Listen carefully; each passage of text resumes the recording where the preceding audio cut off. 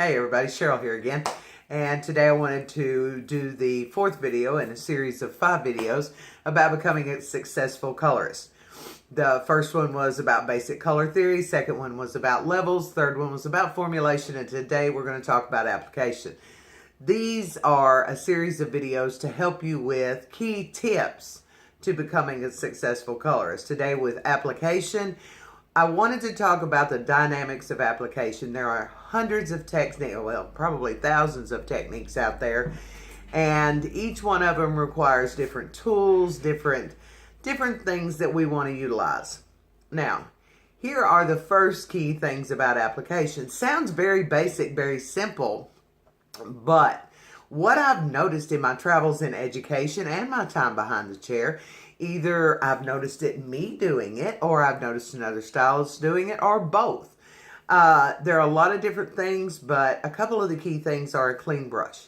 It is phenomenal the difference in the outcome of a color when you begin with clean brushes. If you mix your color with brush, clean the brush. Or use a different one. However you need to get it done, get it done. Some people use a little whip to whip it up. There's not a right or a wrong. There's a way that works better for you, but I promise you there is a way that it works better for the outcome of the client, and that is to start out with clean. Clean partings are also essential. And understanding your placement before you start. I used to be the type of stylist that would just dive in. Just literally just woohoo, separate this hair, pick up a piece, and get to work. Never gave that a lot of thought until I began to go to classes, listen, learn, watch expert hair colorists, not just another colorist, but expert hair colorists, the ones who post the beautiful images, and I understood then clearly that the clear lines defined to begin with will make clarity for the final result. Another thing is your sectioning when you take, when you're applying. I literally take sections that are thin enough to see a newspaper through. Yes, some of the products are forgiving. They swell, they travel, whatever verbiage you want to use. But the reality is, if I'm trusting a product that has no brain, it doesn't have the brain to know where I want the product to go. I'm putting a lot of faith in a chemical when in reality this is a car I should be driving. So I'm going to put that product where I want that product to be. And I want it to maintain and to do its job and not just hope it gets there. Okay? Another key thing would be when you're applying it, lay it and leave it. Like just literally lay it there and leave it there. Unless you're doing a specific melting technique, some balayage, whatever it is you're doing at that moment. That color has a place to be there. And we get a little heavy-handed, especially if we're telling a story like me. We get a little heavy-handed, we move that brush, we are trying to force those color molecules in. And sometimes I see the client's head looks something like this. It looks like a bobble doll walking or rolling around on the top of those shoulders, where that stylist is applying that color so hard and with such a vengeance. I don't know, maybe she's mad at her ex-husband or whatever, but just lay the color there and leave it and go on to the next section. And when you start, make sure you have the tools you need. If you're doing a specific technique, have them there, have them handy. Have a towel handy to wipe brushes off if it gets too polluted.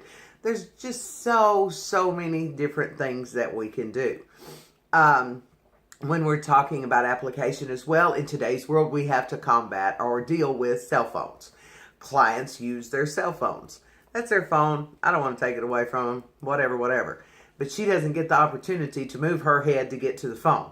So I start out my service, I'll say, here, if you need this phone, keep it in your hand. And remember, the phone comes to your face doesn't come to your phone because your hair is attached to your head and I'm working on your hair.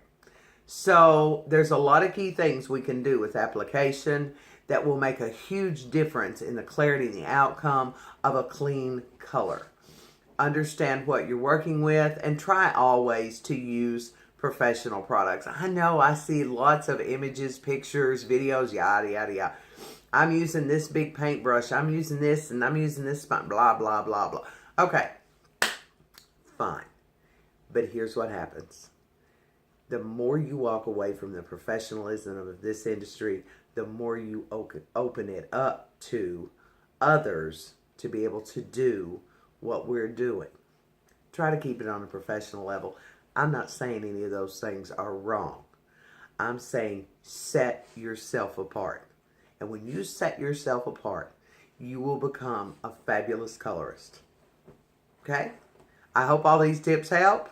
Keep it clean, keep it quick, and have a fabulous day. Look for me on YouTube at Cheryl Segraves, S-E-G-R-A-V as in Victory E-S, and on Instagram at Color1Up, C-O-L-O-R, the number 1 and up.